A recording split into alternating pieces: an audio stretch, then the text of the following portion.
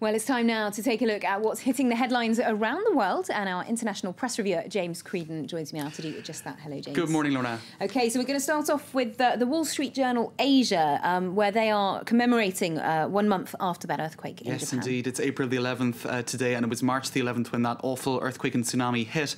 So on the front page of the Wall Street Journal Asia this morning, they have the profile of a mayor of the city of Rikuzentakata in Japan. It was one of the worst hit towns by the tsunami.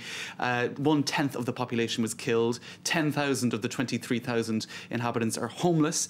And it paints a picture of a very torn mayor, because in fact on the day of the earthquake he climbed up onto the roof of the town hall, 4 stories high, only to see his home on the horizon being completely crushed by the tsunami, and his wife was actually in the house. For weeks he didn't actually know what had happened to her, even though she was missing. He wouldn't go to the morgue to find out if she had indeed been killed or not, because he felt that his responsibilities for the town were so great. He spent every night sleeping at his desk, and indeed 1/3 of the city workers, city employees, were killed in the tsunami, the police chief. So he felt that he had a responsibility to the town as a whole, and so it paints a very grim picture indeed of towns such as this, which in fact the authorities are wondering, will they even rebuild them?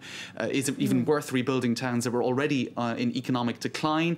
Young people had already had been leaving these towns for bigger cities, so there is that question being asked, is it worth rebuilding them? So he felt he had to defend the city as a whole. 1 month afterwards he did get a phone call.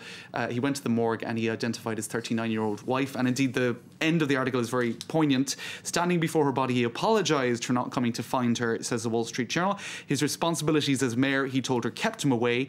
When I think about it, Mr. Toba said afterwards, it really makes me question what kind of human being I am. So it paints a really awful dilemma for that man caught between the responsibilities of his job and his family life. Yeah, really, and really amazing stoicism from that sort of symbolises how the people of Japan seem to have responded to this disaster.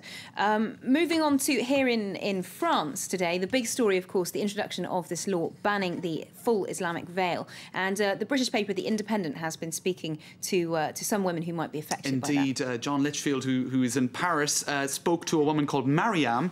Now, she's typical of the women affected by this ban, which comes into force today, and she's 30 years old, married with 3 children, from a moderate Muslim family of Tunisian origin. She's French-born, a French citizen, which is typical of the 1,900 women in France who wear the full Muslim veil, according to a survey.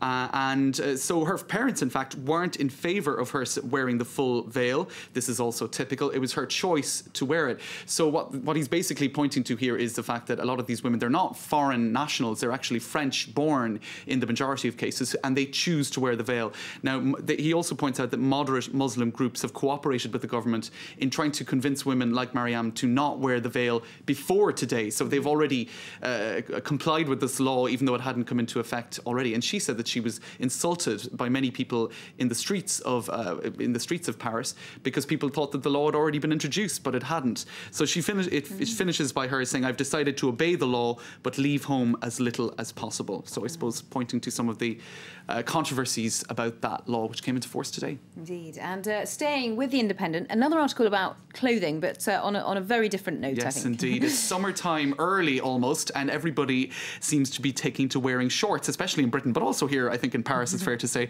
Sale of men's shorts in Britain have doubled since this time last year because of the warm weather, and they've taken the opportunity to look at how certain world leaders wear their shorts. Now, indeed, David Cameron was criticised last summer for coupling shorts with pretty unfunky footwear, one might say. So, and I think it was the top designer, Tom Ford, last year, who criticised men for wearing shorts and flip-flops in the city. So that might give you a little clue as to who Cameron is in this quiz, because that's what they have.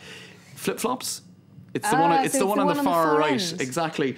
On the left, you've got Clinton. Okay. Second from the left, it's Mr. Tony Blair, who probably would get the best dressed gong in this particular lineup. He was famous for ball-busting trousers as well, wasn't he? Tight trousers. There we go, and some pretty funky shorts. Sarkozy is the mystery number 3 there in his dark trousers and trainers. So there you go. rocking the short look. Moving on to something entirely different in The Guardian this morning, an article about how the brain is affected by ageing. Now, often we hear stories about how people can't work gadgets once they're past 40 or 50, how they're very forgetful of people's names. Well, a new book by a woman called Barbara Straunch argues that the middle-aged brain outperforms all other age groups in a range of areas. The middle-aged brain has developed powerful systems that cut through intricacies of problems to find concrete answers, according to her.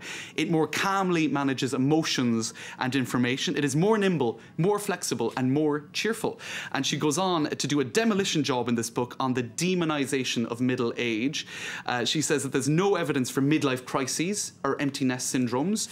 Just excuses, perhaps. Basically. And she says that middle age is just as prone to crises and depression as any other age. And in general, life satisfaction rises and peaks at 65. So that's good news for anyone who's over the age of 30, 40, I don't know. And I think it's true that being in your 20s, it's often underestimated being in your 20s and 30s in terms of life's difficulties. Just as depressing, just as many crises. Lots of choices to make and good things problems. as well, of course. Well, thank you very much indeed, James, for that excellent look at today's newspapers around the world.